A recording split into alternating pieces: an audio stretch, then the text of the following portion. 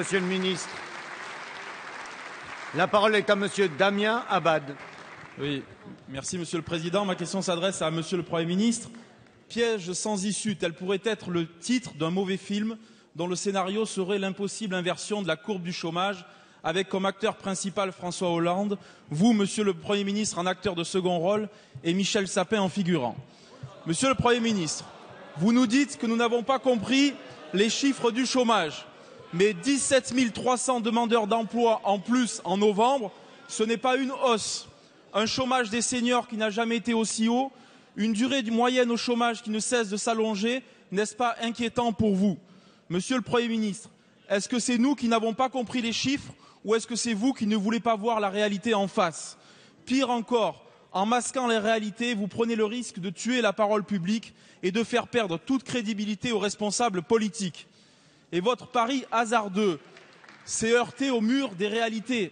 Et vous le savez, les Français ne sont pas dupes.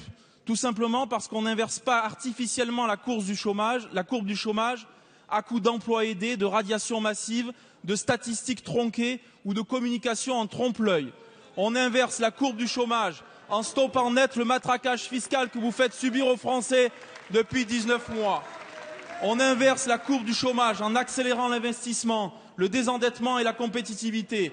Et on inverse la courbe du chômage en mettant l'accent sur l'apprentissage, sur l'innovation, sur la baisse du coût du travail et la simplification des normes. Alors pour le moment, Monsieur le Premier ministre, force est de constater que vous n'avez réussi qu'à inverser la courbe du pouvoir d'achat des Français qui ne cesse de se réduire comme peau de chagrin. Et il n'y aura pas de recul durable du chômage sans changement profond de stratégie économique.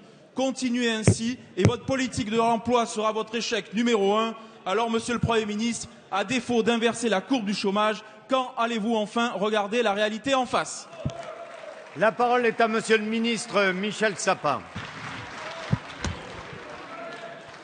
Merci Monsieur le Président. Monsieur le Président, Mesdames, Messieurs les députés. Monsieur le député Damien Abad. On peut ne pas être bon acteur, mais on peut aussi avoir de la mémoire quand on veut réciter son texte. Vous devriez donc, même si vous êtes jeune député, même si vous avez été élu uniquement en 2012, vous préoccuper de ce qui s'était passé auparavant. Et vous regarderiez un tout petit peu en arrière, vous n'auriez pas le même air prétentieux de celui qui n'a plus de mémoire. De 2008 à 2012, chaque trimestre, le nombre des chômeurs a augmenté. Voulez-vous que je vous rappelle le trimestre où il y avait 70 000 chômeurs de plus par mois? Voulez-vous que je vous rappelle que pas un seul trimestre entre le premier trimestre de 2008 et 2012, le nombre des chômeurs n'a baissé?